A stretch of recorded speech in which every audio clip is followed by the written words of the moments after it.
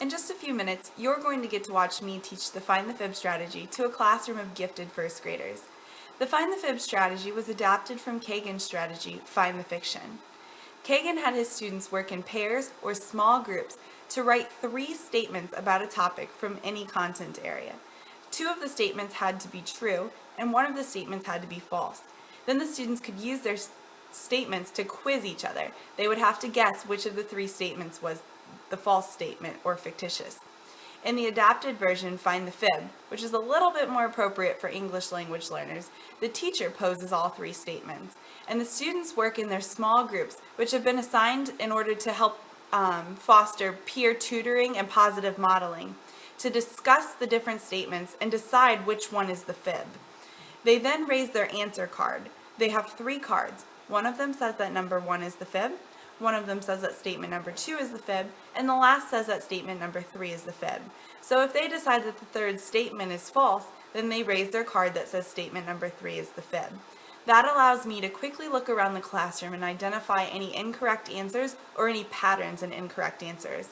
At that point, I can say, okay, why is this statement the fib? Can anyone tell me?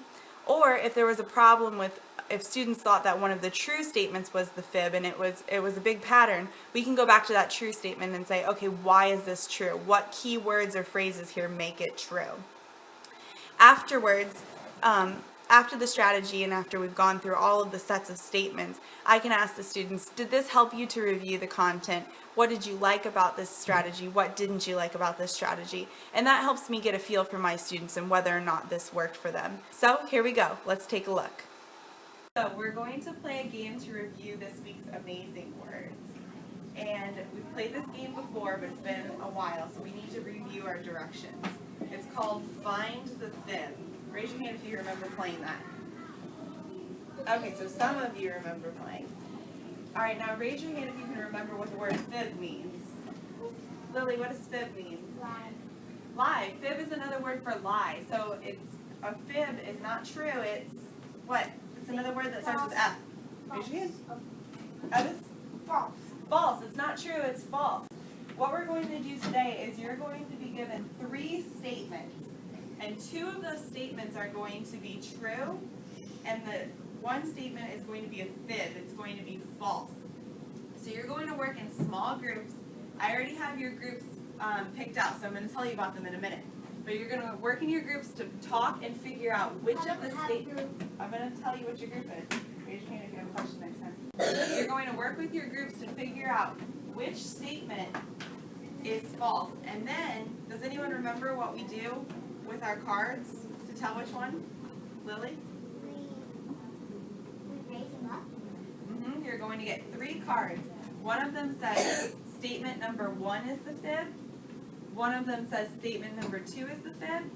And one of them says statement number 3 is the fib. So if you and your partners talk and you think that statement number 2 is the fib, you're going, when I clap, I'm going to go.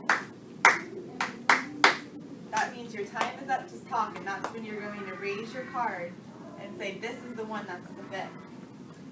Now, we are doing this with our amazing words this time, not about plants. So, some of the statements have 2 amazing words in them. So you have to look at them very carefully and say, what does each amazing word mean, and do they work in this sentence together?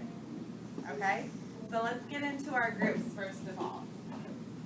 Being jealous means wanting something that someone else has. That's statement number 1. Statement number 2 says, someone might flourish their hands in a moment of seriousness. And number 3, my aunt is one of my relatives. The amazing words are bolded and they're also on the board over there, so you need to remember what they are. So go ahead and talk with your groups and see if you can figure out which one is the fib. I think number 2.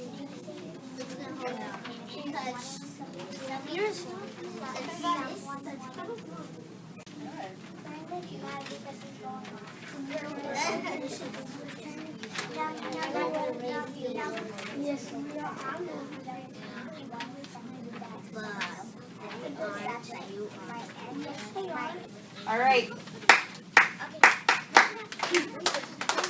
Let's see what our answers are. Number 2, number 2, number 2, number 2. Let's see what that one says. Someone might flourish their hands in a moment of seriousness. How did you know that was the fib? America? Because people flourish at a birthday party or a party or at a concert. Right, what does it mean to flourish? America, or Naija? It means to do something with an excited action. Right, so you knew that someone wouldn't do something with an excited action in a moment of seriousness. Very good. Let's look at our second set. Is a type of relative. That's statement number 1. Number 2, if you don't tell someone your favorite color, you are keeping it a secret. Number 3, I am a collector because I like to cook. So go ahead and talk with your groups. What do you think? I think it's 1 and 3. You think it's 2? Well, there's only one fib, so it's only one of them. What does your group think? A relative is think your family. Number 3. Of course, it's So why is it 3? Can you tell me? because why would someone be a collector just because they like cooking? What is cooking, or what does a collector mean? Get a lot of stuff the same. Yes. Right. Quick question. What about number 1? I know that there was a little bit of confusion about that. Why is a sibling a type of relative? Lily? It's someone a part of a family. Right. What does relative mean? Naija? A relative means like somebody older than you. Doesn't mean someone older than you. A relative is a member of your family. What's a sibling? Julia? A sibling is like a brother or sister. Right. So a sibling's a brother or sister, and a relative is a member of your family. So can a sibling be a relative? Yes. Right. Yeah. A sibling, a brother or sister, are they part of your family, Ian? Yeah. Do you have any brothers or sisters? Yes. Is he a part of your family? Yes. Yeah. I've got a couple questions to ask you about our game that we just played, just so that I know for next time. Raise your hand if you like playing this game. Okay. If not, can you tell me why? Leslie? Oh, because you didn't get a turn, so we need more rounds next time? Okay. Does this game help you learn at all? Do you think that it helps? Naija? I think it does because if you know what the answer to the real meaning of each fib, then it would help you know what the